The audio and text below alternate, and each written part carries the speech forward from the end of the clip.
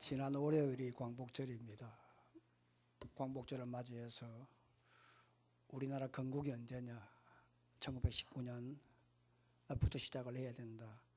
45년부터 시작을 해야 된다 말이 많습니다만은, 그러나 우리나라가 지금까지 오늘 이렇게 세워지는 데 있어서 하나님의 큰 은혜가 있었음을 부인할 수가 없습니다.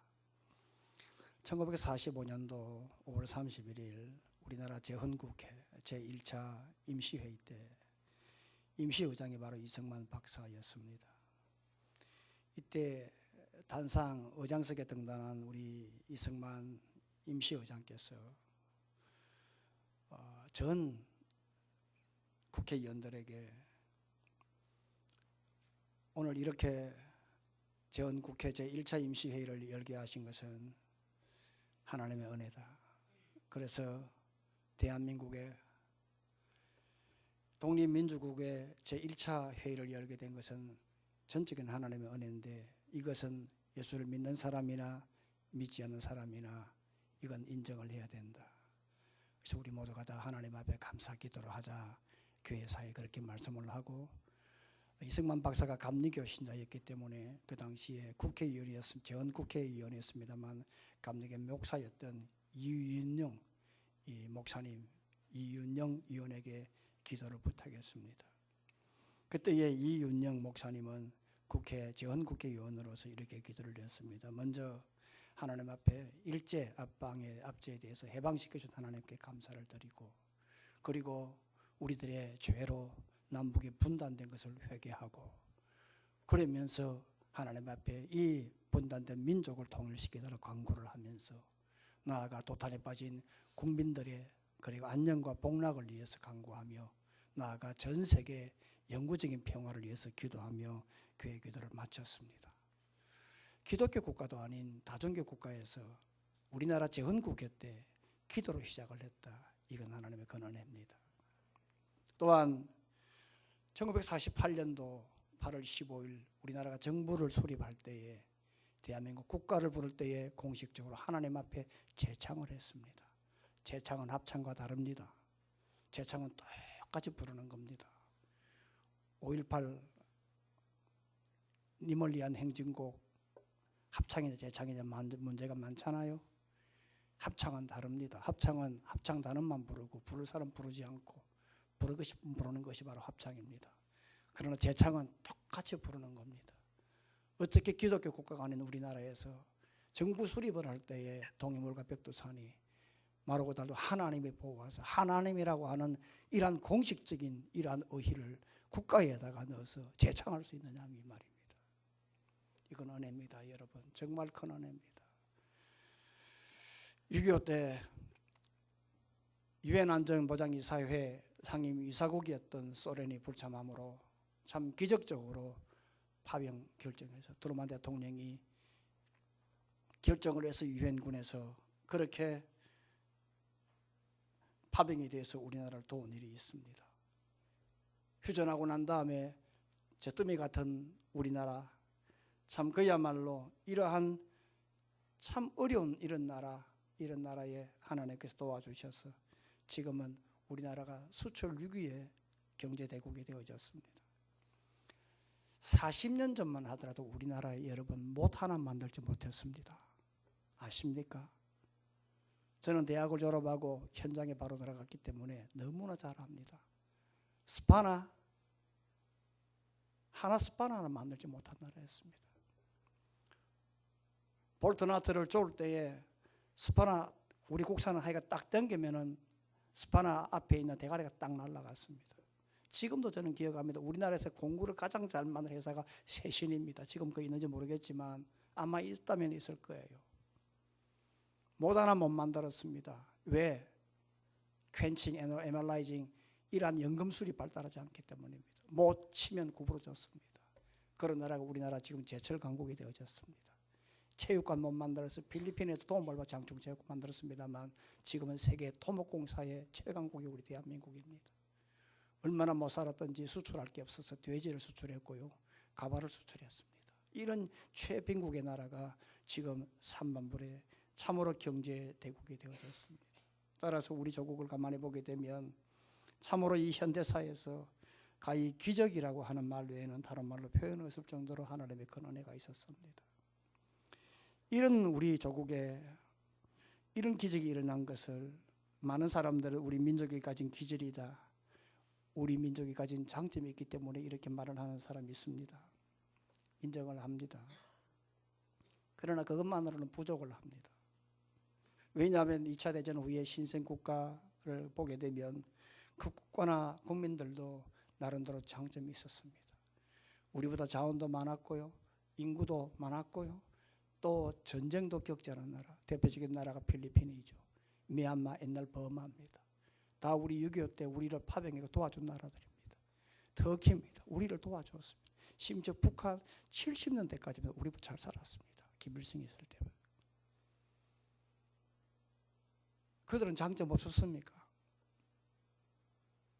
그들은 국민성 게을렀습니까? 다 좋은 점이 있습니다. 전쟁 안 겪었습니다. 그래서 지금 우리나라보다 한참 떨어져 있습니다. 그럼 과연 무엇이 참으로 소득 60%에 참으로 1000년간 빈곤에 처했던 우리나라가 이렇게 되어졌을까?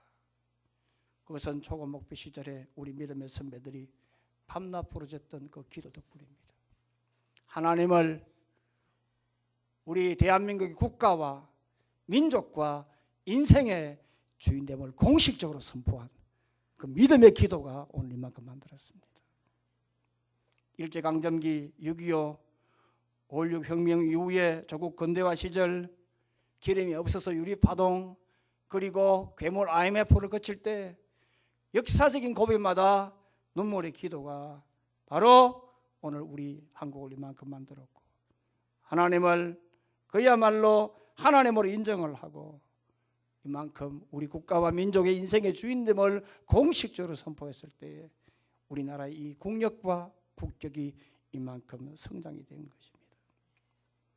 따라서 우리 믿음의 선배들은 힘들 때마다 참으로 하나님 앞에 눈물로 기도했을 때 성령께서 우리나라를 붙잡아 준 겁니다. 하나님을 이 나라 국가와 민족과 우리 인생의 주인임을 간절하게 선포할 때마다 성령이 우리나라를 지배해 주신 것입니다.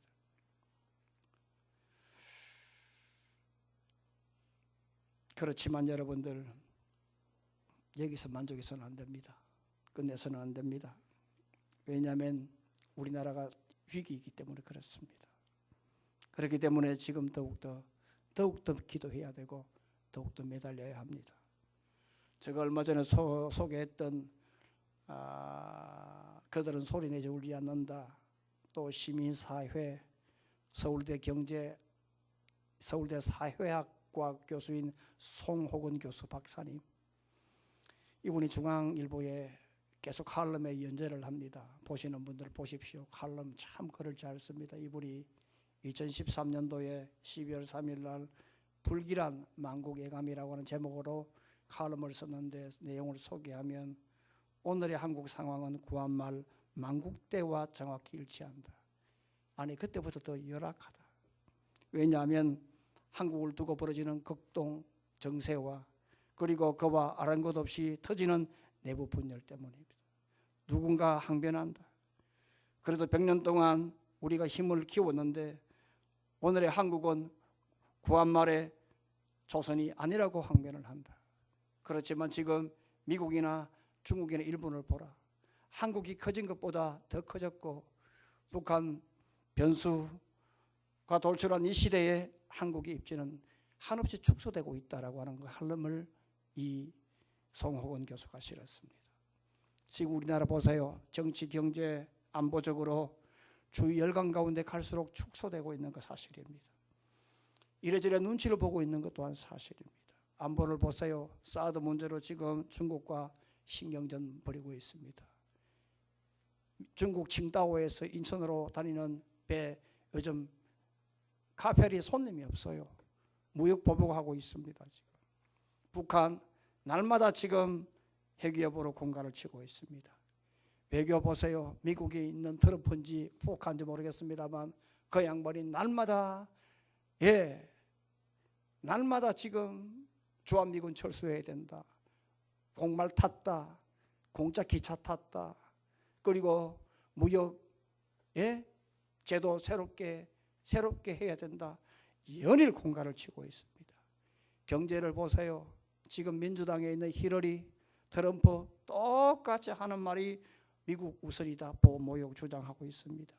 영국을 보세요. 블랙시트로 지금 전부 미래가 불투명합니다. 일본 보세요. 아베가 엔저를 풀어가지고 연일 돈을 풀고 있습니다. 정치적으로, 안보적으로, 경제적으로 힘듭니다. 그래서 삼성의 이건희 회장께서 이전에 하시던 말씀 그대로 우리나라는 샌드위치라고 하는 겁니다. 앞에는 미국, 일본이 있고 뒤에는 중국이 차고 올라온다는 겁니다. 샌드위치라는 겁니다. 이 위기 때 우리가 만족해서 되겠느냐는 겁니다. 이대로 되겠느냐는 얘기입니다. 안 된다는 얘기입니다. 건국절을 맞이해서, 광복절을 맞이해서 건국이나 광복이나 말할 것이 아니라 지금 3만 불에 지금 우리가 호의호락하는 것이 아니라 이럴 때 더욱더 기도해야 된다고 하는, 다 위기라 생각하고 기도해야 된다고. 하나님이 이 나라 민족과 국가와 그리고 온 경제와 우리 인생의 주권자임을 공식적으로 선포하며 이전에 믿음의 선배들이 했던 그 기도, 그 이상으로 기도할 때 성령께서 이 나라를 다스려 주신다는 사실입니다. 우리 모두가 다 예수를 믿으면 하나님께서 주시는 선물이 바로 성령이라는 사실을 우리 모두는 지금 다 믿고 알고 귀에 못 씹하게도록 듣고 있습니다. 이 성령은 예수 믿는 모든 사람들에게 주시는 하나님의 선물입니다. 그러나 이것은 어디까지나 개인적인 것입니다. 어디까지나 이것은 개체적인 것입니다. 그래서 우리가 예수 믿고 성령 받았다, 좋습니다. 이 성령은 영원히 떠나가지 않는 거니까. 그러나 여기서 끝나서는 안 됩니다. 왜냐하면 이 성령 받은 것으로 이 위기를 극복할 수가 없습니다. 내가 성령 받은 이것으로 내가 내 인생을 행복하게 살아갈 수가 없습니다. 이 나라의 위기가 참으로 우리가 지금 이만큼 산다라고 하지만 지금 정치적으로, 경제적으로, 안보적으로, 군사적으로 지금 여러 가지 지금 물밀듯이 밀려오는 이러한 세력 앞에 우리들이 더욱더 기도해야 되듯이 우리가 성령 받은 것으로 끝날 것이 아니라 더욱더 성령의 지배로 나아가야 합니다. 하나님 앞에 기도해야 됩니다. 여기서 멈춰서는 안 됩니다. 왜냐하면 성령의 임재는 한 번으로 끝나는 당회성이지만 영구적이지만 성령의 지배는 계속해서 나아가는 연속성을 가지고 있기 때문입니다. 성령 지배는 유동적이라 이 말입니다. 그러니까 예수 믿으면 성령을 한번 임하면 끝나고 영원히 함께하지만 성령의 지배, 성령의 통치는 왔다 갔다 하는 겁니다. 그러니까 만족하지 말고 계속해서 성령의 충만, 성령의 지배, 성령의 통치를 받도록, 그래서 위기를 극복할 수 있도록 나아가야 되는 것입니다. 그러니 이 국가에 대한 미래, 내 인생에 대한 장래, 이걸 극복할 수 있는, 모든 위기를 극복할 수 있는 길은 뭐냐? 성령의 지배입니다. 성령의 임재만으로 끝날 것이 아니라 성령의 통치 속에서 나아가야 한다는 것입니다. 이 시간에 우리 모두가 다 성령의 지배를 받는 그런 은혜가 있기를 주의 이름으로 축원합니다. 그러면서 성령의 지배를 받으려면 먼저 내가 지금 성령의 체험을 하고 있다라고 하는 분명한 확신을 가져야 됩니다. 나는 지금 성령을 체험했다라고 하는, 방언을 못해도, 내가 예언을 못해도, 내가 입신을 한 경험이 없어도, 내가 기도할 때 다른 사람이 발라당 자빠지는 그러한 경험이 없어도 오늘 나는 성령이 나를 완전히 사로잡고 있다, 성령의 강한 확신을 가지고 있을 때에 성령의 지배를 받습니다. 16절에서 17절 한번 다 같이 읽어봅니다. 시작.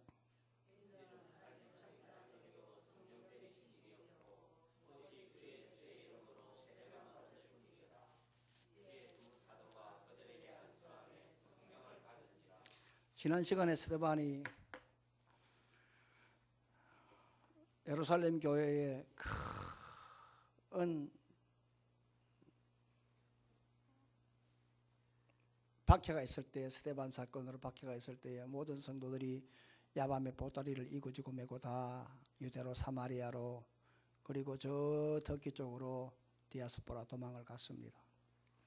그러나 그들은 그러한 곤핍한 상황 속에서도 예수를 믿는 신앙이 있었기 때문에 복음을 전했고, 그리고 기뻐했을 때에 성령의 강력한 지배가 있었음을 지난 시간 살펴보았습니다. 그런데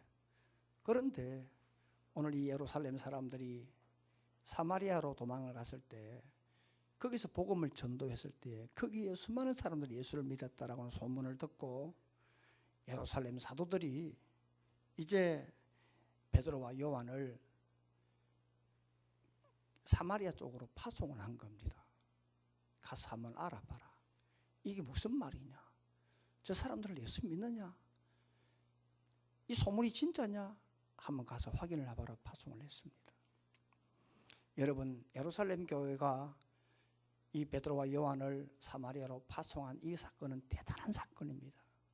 왜냐하면 이건요, 유대인과 사마리아 사람들, 또한 예루살렘 교회와 또 사마리아 교회가 이제는 예수 안에서 참으로 하나됨을 공식적으로 선포하는 중요한 의미를 담고 있기 때문입니다.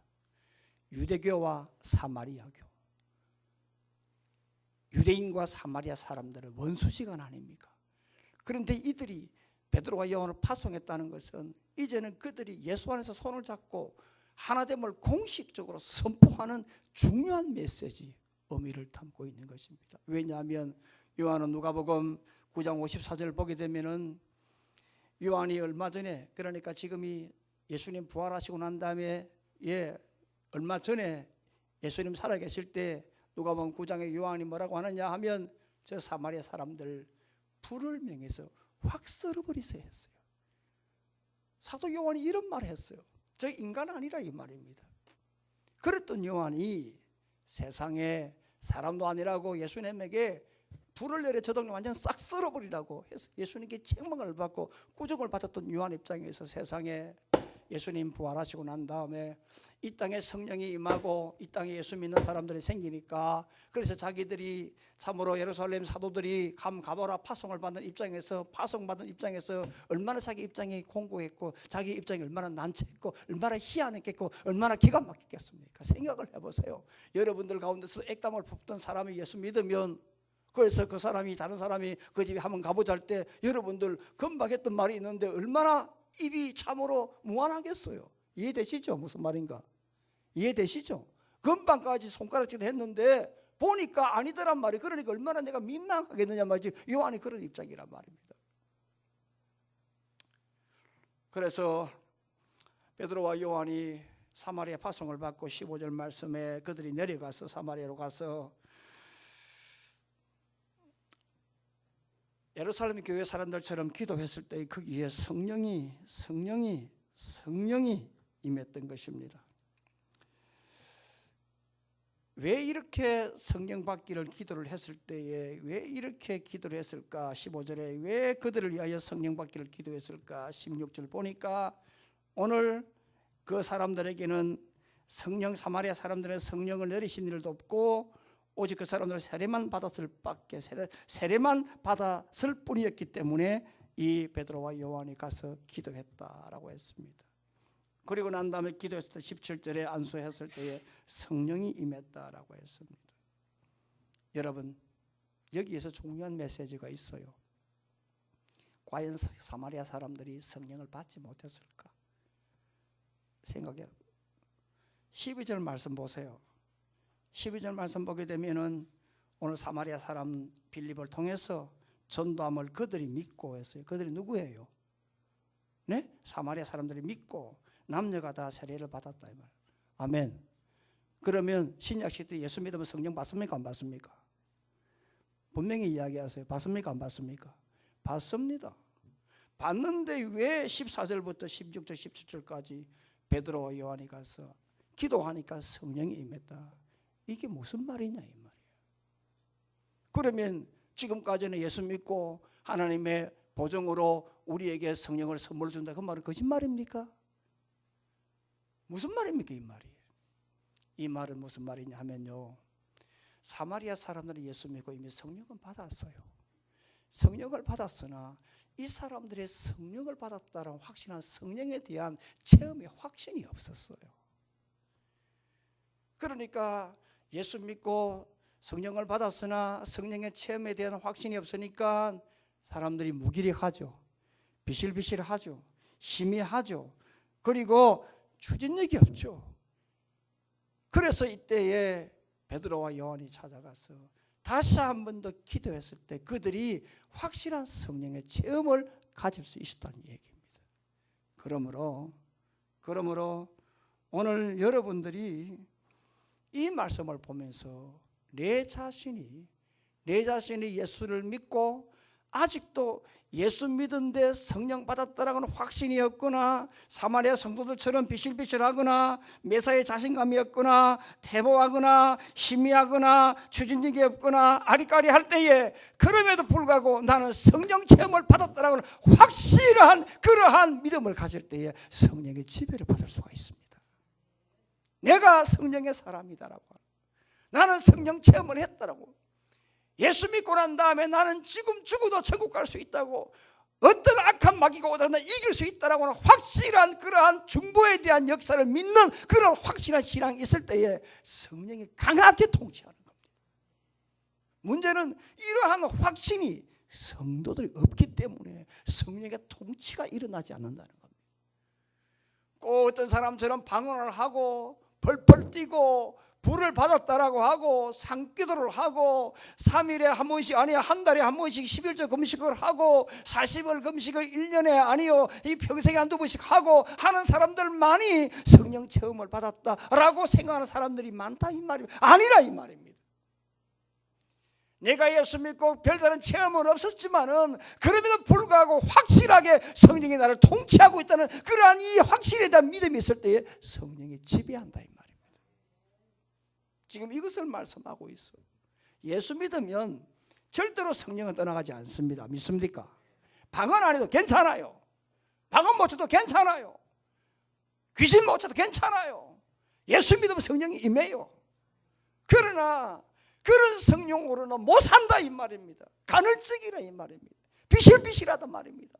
그럴 때에 내가 지금 아무런 표징이 없고 외적인 체험이 없어도 성령이 나를 통해 역사한다라고 하는 성령 체험에 대한 확신을 가질 때에 악한 영이 간섭을 못한다 이 말입니다.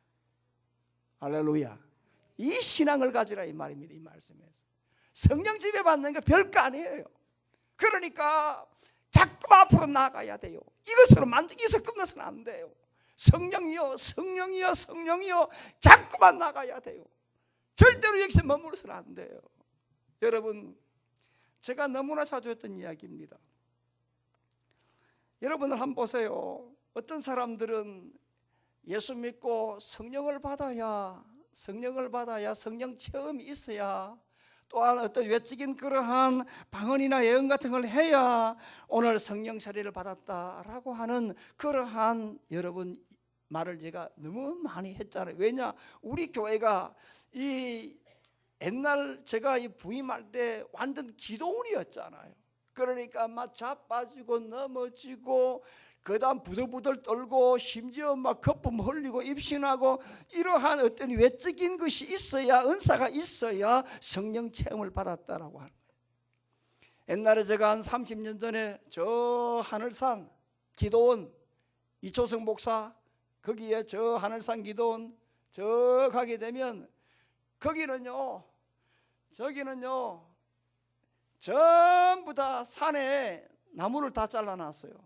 그래서 산에서 지금 딱 이때 아닙니까? 8월 달에 매일 집회합니다. 가면 20일 금식하는 사람, 40일 금식하는 사람, 보호식하는 사람, 별별 인간 다 있어요. 그러면 이 시간에 오전 딱 이 시간 아닙니까? 그러면 시원한 바람이 밑에서 불어 제껴요. 그럼 거기서 손 들고 찬양하며 방언 못하는 사람 없어요. 그래서 그 기도는 뭐냐? 기도 방언한다 소리였어요. 그래야 성령 체험을 했다, 성령 세례 받았다는 얘기가 있습니다만, 그러나 어떤 사람들은 참으로 이미 예수를 믿고 성령 받았다고 하면 성령 세례를 따로 받을 필요가 없다라고 하는 생각하는 사람들이 있어요. 저는 어떤 주의냐 하면 이것저것 다 좋아요. 성령 세례 외적인 체험 있는 사람은 더 확신을 가질 수 있으니까, 무기가 있으니까 좋고, 할렐루야, 아멘입니까? 또한 내가 지금 성령 예수 믿고 내가 지금 방언을 못해도 내 자신이 지금 성령에 대한 온전한 지금 사로잡을 갖고 있다, 믿음의 확신을 갖고 있으면 그것도 좋아요. 왜냐하면 사도행전을 가만히 보게 되면 성령 사례를 따로 받지 않은 사례가 꽤 있어요. 사도행전 오늘 8장 오늘 38절 39절을 보게 되면 이디오피아 검고지기가 빌립의 전도를 받고 세례를 받는 장면이 있잖아요. 이럴 때는 세례만 받았어요. 성령 세례 없어요. 그냥 물 세례만 받았어요. 또한 사도행전 16장을 보게 되면 빌립보 그 간수가 바울의 복음을 듣고 그 세례 받았어요. 물 세례 받았어요.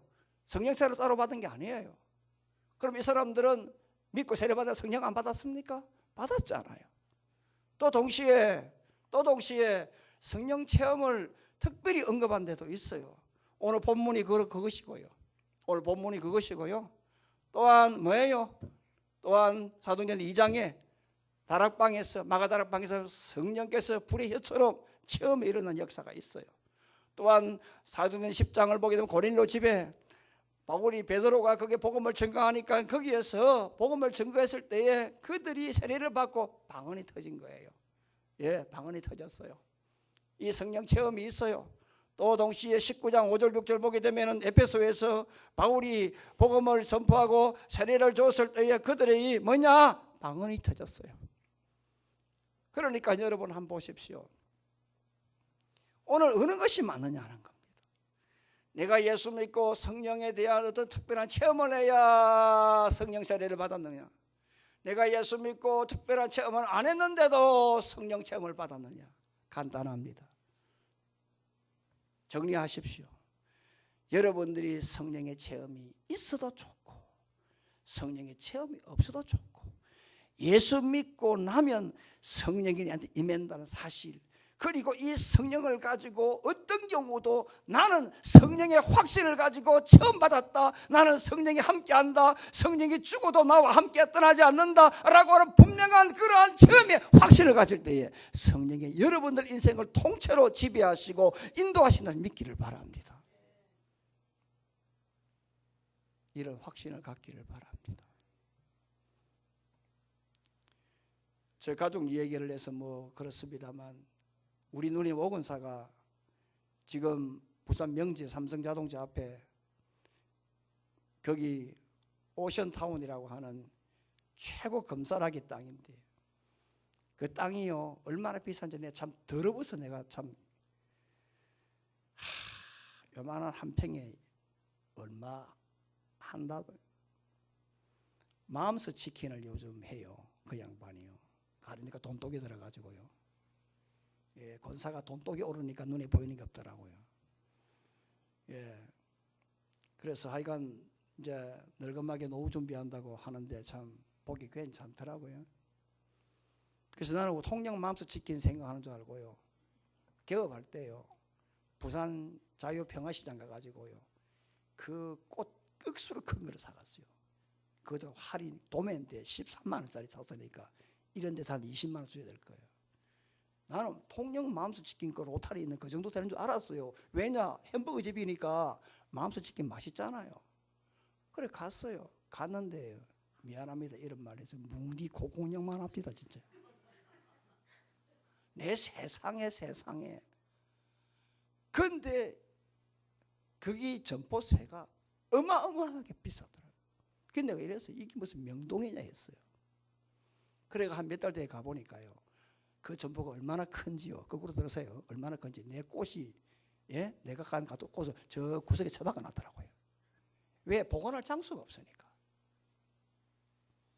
얼마 전에 갔어요. 제가 항상 그 가덕으로 부산 병원 갈 때 왔다 갔다 하니까 딱 거기 있잖아요.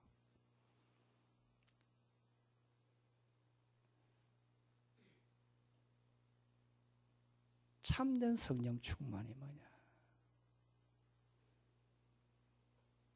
주방 일을 하면서 햄버거를 만들면서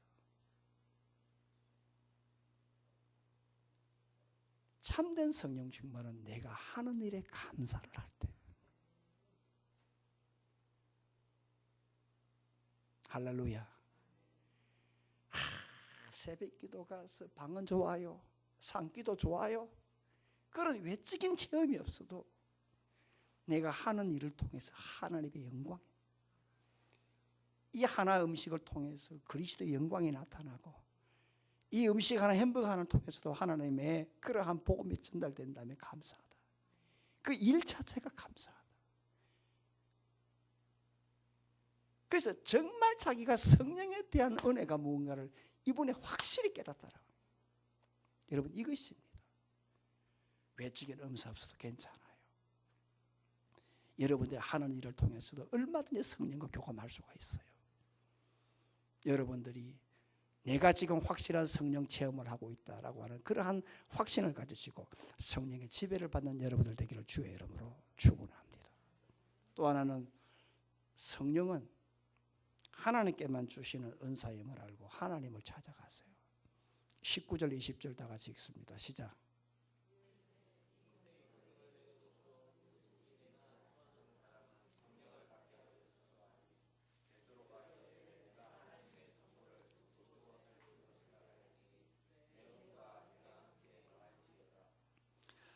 마술사 시몬이 사도들이 안수를 했을 때 성령 체험한 사람들이 뒤집어지고 방언하고 찬양하는 모습을 보고 돈을 주면서 이 권능을 내게도 주라.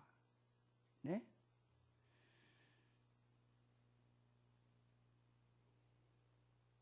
이 권능을 나에게도 달라. 그렇게 말을 했습니다. 그럴 때 20절에 베드로가 뭐라고 하느냐? 성령은 하나님의 선물이라고 했습니다. 선물이라고 하는 것은 값없이 주고받는 것 아닙니까? 조건이 있는 것 아니잖아요. 까다롭게 구는 것 아니잖아요. 주는 자 입장에서는 조건 없이 주고, 받는 자 입장에서는 생각도 없었는데 일방적으로 주어지는 것이 선물 아닙니까?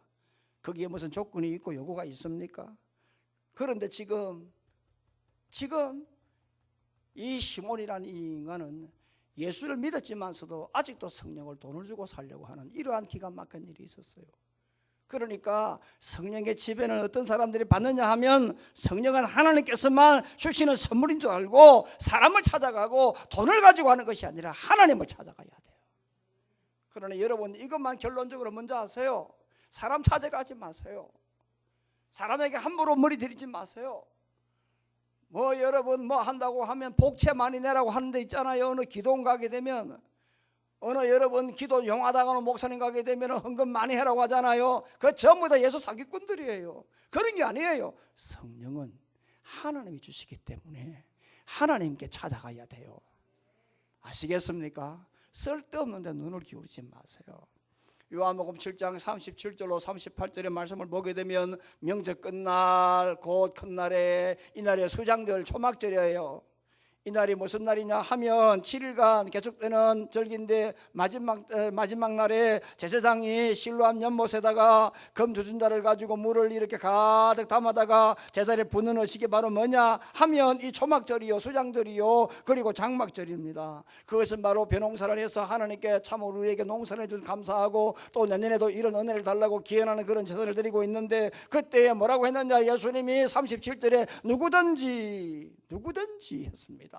목마르면 내게로 와서 마시라라고, 마신다라고 하는 믿는 겁니다. 그러면 내게로 와라 이 말입니다. 내게로 와라 이 말은 바로 예수께로 오라 이 말입니다. 그러면 38절에 뭐라고 하느냐 하면, 그 배에서 생수의 강이 흘러나리라. 그 다시 내게로 오는 자 마시는 자, 이 말은 무슨 말이냐 하면 믿는 자인데, 바로 여기에서 배 이 말은 뭐냐? 심령입니다. 영혼입니다. 생수는 뭐냐? 바로 성령입니다. 고로 생수의 강이 뭐냐 하면 성령의 충만이요, 흘러넘치는 폭포요, 성령의 통치요, 성령의 지배입니다.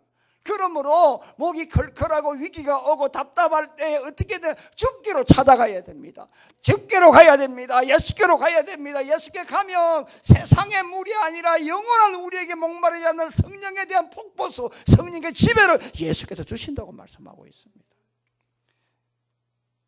요한복음 4장 13절로 14절 말씀 보게 되면은 예수님이 사마리아 여인에게 하시는 말씀이 이 물을 마시는 자마다 다시 목마르겠지만 14절에 내가 주는 물을 마시는 자는 영원히 목마르지 아니하니니 내가 주는 물은 그 속에서 영생하도록 솟아나는 샘물이 되리라고 말씀했습니다. 여러분, 우물을 마시는 자는 다시 그 물을 찾게 되지만 예수님 주시는 물, 성령을 마시는 자, 다시 말하면 마시는 자, 믿는 자는 그 속에서 영생하도록 솟아나는 샘물이 된다 이 말입니다. 그러므로 인생살이 할 때 요즘처럼 더울 때에 여러분 형편을 따라가지 말고 사람 따라가지 말고 돈 따라가지 말고 주께 가세요. 주께 찾아가서 성령이여 나를 시원하게 해주십시오. 성령이여 나를 살려주십시오. 성령이여 나의 인생을 좀 가란 것을 면하게 해달라고 기도하고 간구할 때 성령의 통치가 일어난다 이 말이에요. 여러분 보도 보셨나요? 어제 보도 보니까 지금 슈퍼에도 얼음이 없대요. 슈퍼 가면 큰 비닐팩에 들어가 있는 얼음 요즘 다 떨어졌대요. 얼음 없대요. 지금 더위가 살인적 아닙니까? 그래서 겨우 어떻게 하나 구해서 해도 그거 녹으면 끝나는 겁니다. 일시적인 겁니다. 세상의 물, 세상의 얼음 다 마찬가지 아니겠습니까? 그러나 예수님 주시는 물, 성령은 영원한 것입니다. 영원한 것입니다, 여러분. 그러므로 여러분 목이 마를수록 주님을 찾아가십시오. 성령은 사람이 주는 것이 아닙니다. 돈으로 사는 것이 아닙니다. 엉뚱한 곳을 찾아가지 마시길 바랍니다. 함부로 안수기도 받지 말기를 바랍니다. 성령은 주님이 주신 것이니까 주님을 찾아갈 때에 성령이 우리를 지배할 줄로 믿습니다. 마지막으로 성령 받은 다음에 성령의 삶을 사세요. 성령 받은 다음에 성령의 삶을 사세요. 23절 24절입니다. 시작.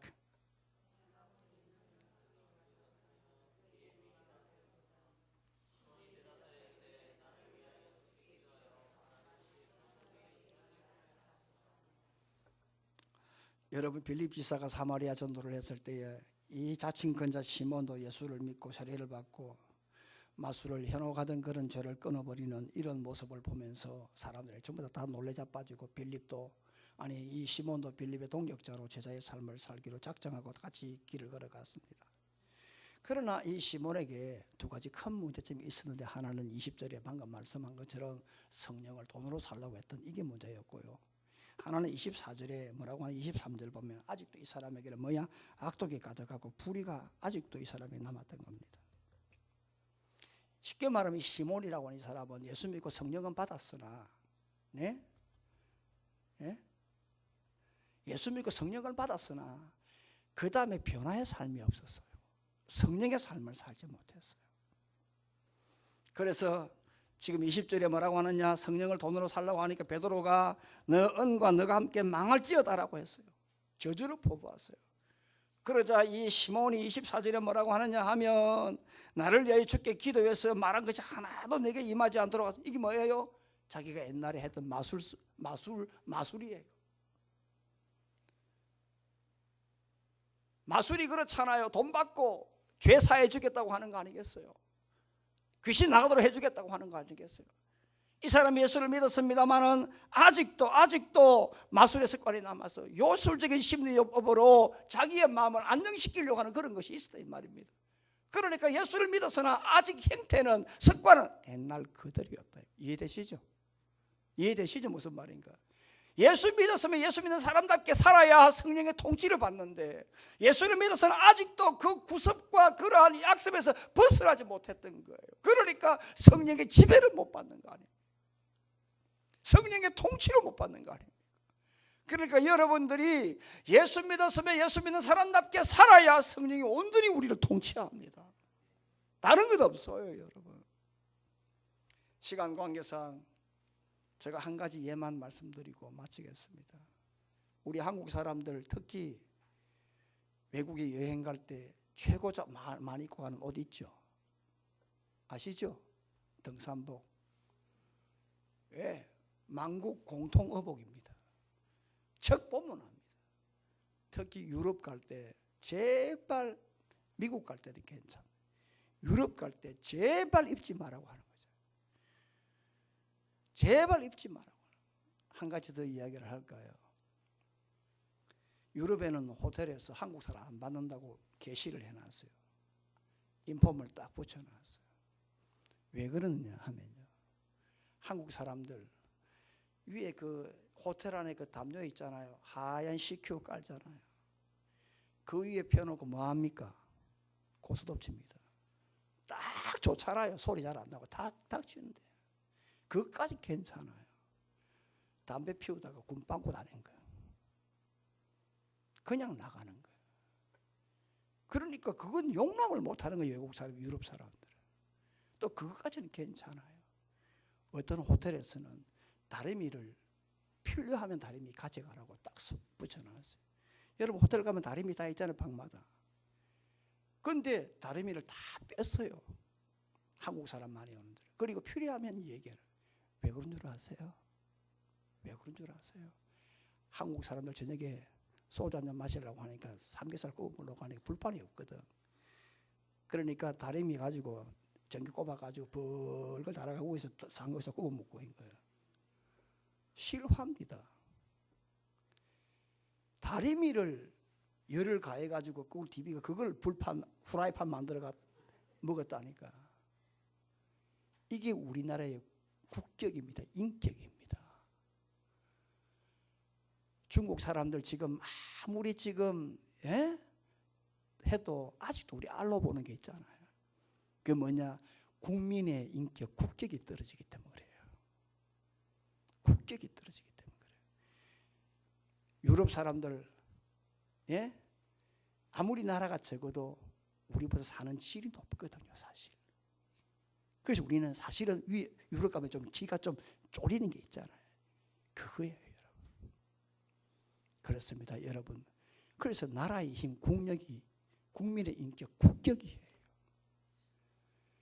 다시 말하면 국민의 인격, 국격이 나라의 힘, 국력이에요. 똑같습니다. 우리가 신앙의 지배를 받는 이것이 오늘 우리가 성령의 통치를 받는 이것이 성령에 대한 오늘 우리 신앙 성숙한 신앙 인격의 삶이에요. 높은 신앙 인격, 예수 믿고 난 다음에 오늘 우리들의 변화된 삶을 사는 이것이 바로 성령의 힘, 성령의 통치예요. 그러니까 여러분 다른 거 생각할 거 없어요. 국력이 국격이듯이 오늘 내가 참으로 좀 성숙한 신앙 인격의 삶을 사는 이러한 이 성숙한 이 인격의 삶이 오늘 성령의 힘, 성령의 통치가 이 말입니다.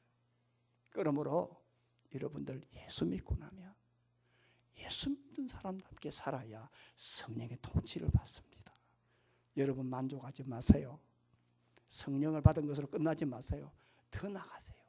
나라 이만큼 아니에요. 더 기도해야 나가듯이 우리 역시도 더 나가야 됩니다. 더 앞차로 나가야 됩니다. 그러기 위해서는 우리 모두가 다 시간 성령을 내가 체험받았다라고 하는 것, 성령을 하나님께 주시기 때문에 하나님을 찾아가야 되는 것, 예수 믿고 난 다음에 예수의 삶을 살아야 된다는 것, 이 세 가지를 가지시고 성령의 지배를 받는 이 한 해가 한 주가 되기를 주의 이름으로 축원합니다. 살아계신 하나님 아버지여,